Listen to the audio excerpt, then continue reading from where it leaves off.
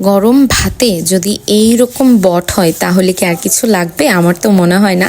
আজকে আমি রান্না করেছিলাম মজাদার গরুর বট, একদম সহজ রেসিপিতে বলা যায়। হ্যালো এভরিওয়ান, আসসালামু আলাইকুম। এই যে আমি বটটা ধুয়ে নিলাম, এখানে দিয়ে দিলাম বাটা মশলা যা যা লাগছে, পেঁয়াজ রসুন আদা, এখানে দিয়ে দিলাম হলুদ মরিচ, তার সাথে আমি ওই যে শুকনা মশলাটা খোলায় ভেজে নিয়েছি সেই মশলাটা 1 চামচ দিয়ে দিলাম। দিয়ে এখন খুব ভালো করে আমি হাত দিয়ে মাখিয়ে নিব। একটা কথা মনে রাখবেন, আপনার হাতের উপরে কিন্তু আপনার রান্নাটা ডিপেন্ড করে। হ্যাঁ, আপনি সবসময় চেষ্টা করবেন মাংস রান্না করলে একটু মেরিনেট করে রাখার। এইখানে আমি প্রেসার কুকারে বসিয়ে দিলাম, আর এই যে আলু ধুয়ে নিচ্ছিলাম, আলুটা আমি কড়াইয়ে ভেজে নিব, কারণ যেহেতু বটে দিব আলুটা তো ভাজতেই হবে।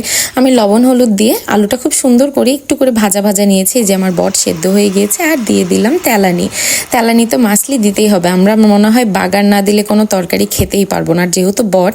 আর এই যে দেখেন আমি পানিটা শুকিয়ে নিয়েছি এখানে। এখন আমি এর মধ্যে দিয়ে দিব ভাজা আলু। ভাজা আলুটা কিন্তু আগে অ্যাড করতে যাবেন না, আগে ভুঁড়িটা সুন্দর করে কষিয়ে নেবেন, দেন ভাজা আলুটা অ্যাড করবেন। আমি এখানে আমার আলুটা দিয়ে দিয়েছি, দিয়ে এখানে আমি আরও 1 চামচ গুঁড়া মশলা দিয়ে ভুঁড়িটা বসিয়ে রেখেছিলাম। এই যে ভাজা ভাজা একদম মোটামুটি প্রায় রেডি বলা যায়, একদম অলমোস্ট রেডি। এখন আপনিও খুব সহজে বাসায় এরকম মজাদার বট বানিয়ে খেতে পারেন। আল্লাহ।